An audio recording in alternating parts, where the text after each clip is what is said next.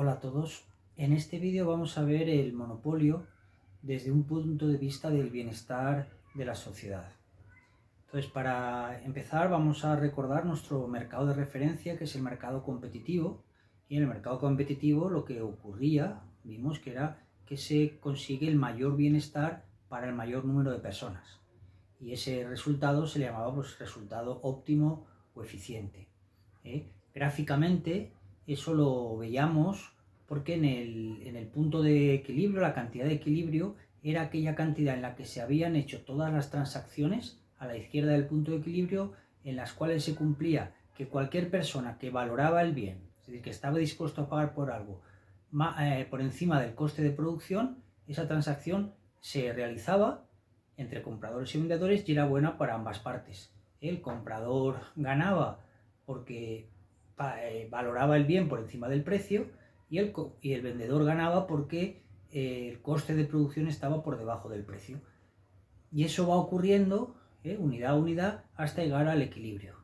Y a la derecha de esa cantidad de equilibrio pues eran transacciones que no era deseable que se hicieran, no era deseable que las empresas produjeran esas cantidades, porque el coste de producción empezaba a ser más alto que lo que alguien estaba dispuesto a pagar.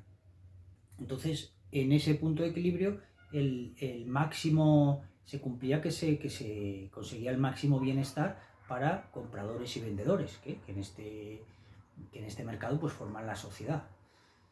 Muy bien, pues esto es lo que no va a ocurrir en el monopolio. En los mercados de monopolio lo que va a haber es una pérdida de bienestar o pérdida de eficiencia para la sociedad. Y esa pérdida de bienestar se da porque, como vemos, el monopolista, su decisión de producción era rebajar la producción y producir menos que la cantidad eficiente, creando una escasez en la sociedad de ese bien. ¿Y eso por qué lo hacía? Porque así podía subir el precio y a un precio más alto de monopolio obtenía unos mayores beneficios. Así que el monopolista produce menos a un precio mayor y así ve que va a ganar más dinero, tiene unos beneficios más altos que si produce la cantidad de competencia y vende al precio de competencia. Muy bien. Esto, en principio, el problema no es que el monopolista tenga beneficios altos. El monopolista puede tener beneficios altos porque, bueno, está produciendo algo muy interesante para la sociedad y que crea mucho en ese sentido, que crea bienestar. El problema del monopolista, el problema de que disminuye el bienestar de la sociedad y crea pérdidas de eficiencia, es que está dejando de producir una determinada cantidad que mucha gente estaría dispuesta a pagar por ella más de lo que cuesta de producir. Y esas unidades que no se producen en el monopolio vienen representadas por ese triángulo. Ese triángulo son cosas que, si hubiera competencia, esas unidades se producirían y producen bienestar tanto a compradores y vendedores, pero el monopolista no quiere producirlas. Entonces, su beneficio alto, el problema no es que sea alto, el problema es que es alto a costa de mucha gente que no puede comprar ese producto y está viendo reducido su bienestar.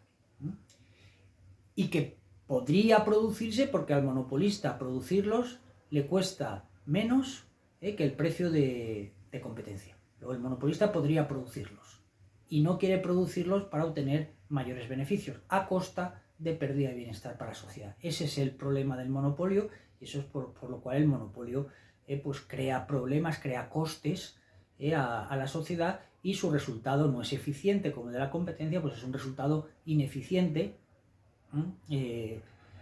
que no gusta, que no queremos una sociedad organizada con monopolios. Entonces, esto nos lleva al siguiente punto, y es, bueno, si el monopolio no es deseable desde el punto de vista social, ¿qué hacen los gobiernos en los diferentes países del mundo para evitar los monopolios o para controlarlos? Vamos a ver que los gobiernos hacen tres tipos de cosas.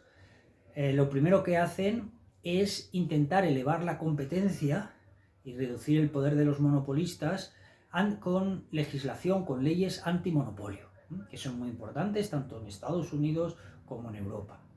Por ejemplo, si Pepsi-Cola y Coca-Cola, en un supuesto quisieran unirse, cuando se unen dos empresas, es decir, que se fusionan para hacer una sola empresa, pues con toda probabilidad, tanto el Departamento de Justicia en Estados Unidos como las autoridades europeas verían con lupa esa fusión y verían que esa fusión va a crear una mega empresa con un poder de monopolio enorme sobre las bebidas, sobre los refrescos, y lo impedirían. Llevarían a los tribunales y pararían esa fusión, porque hay leyes monopolio que impiden ese tipo de fusiones.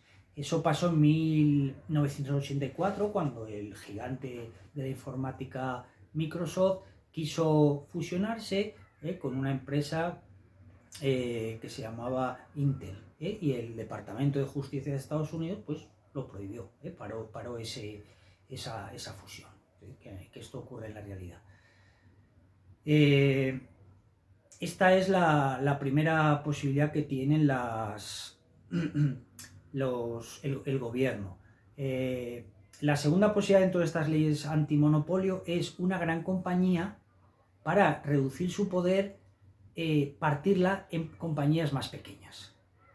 Esto se hizo también en Estados Unidos en 1994 con una compañía que se llamaba AT&T, que era un gigante, y la partieron en 8 compañías más pequeñas.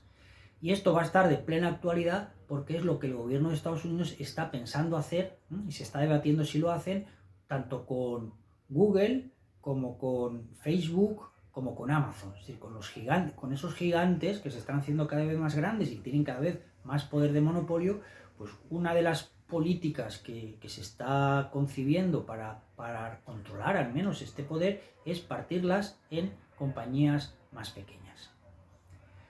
Y la tercera posibilidad, dentro de esta legislación antimonopolio, es impedir unas leyes que impiden pactos entre empresas. Es decir, que aunque las empresas no se unan, entre ellas pueden pactar.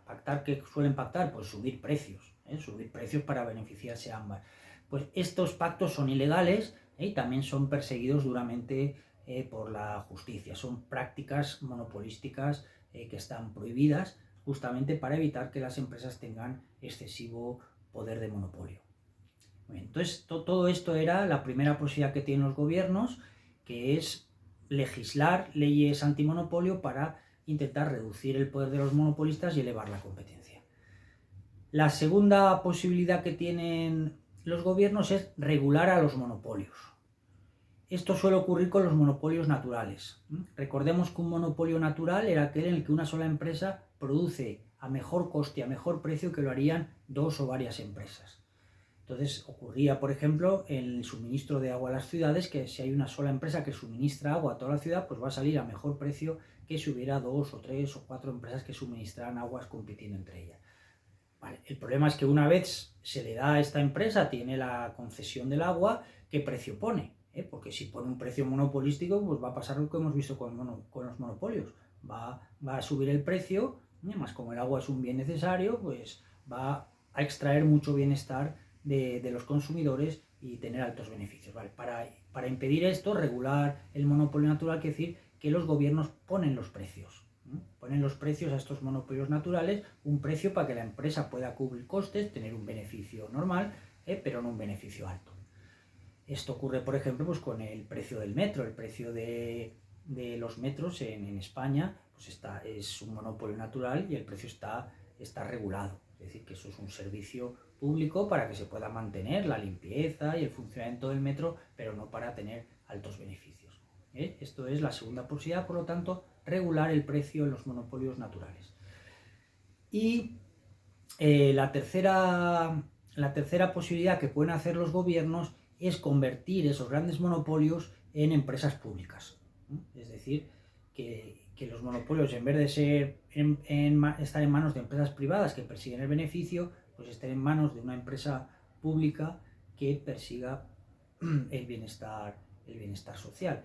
Esto ocurre en muchos países europeos con servicios como el agua, como correos, en algunos países con la telefonía, con el transporte por ferrocarril, pues son empresas públicas que ponen pues un precio para mantener los costes de esa empresa, pero no para tener altos beneficios.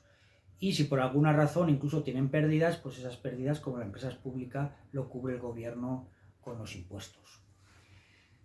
Bueno, conclusión, todas estas medidas que pueden tomar los gobiernos pues tienen sus inconvenientes, no es que sean medidas fáciles, todas tienen sus beneficios y sus costes, pero son pues el modo que tienen los estados para controlar ese poder de los monopolios, que hemos visto que consiste en reducir la cantidad, crear una escasez para que suba el precio y tener altos beneficios a costa de reducir el bienestar de la sociedad.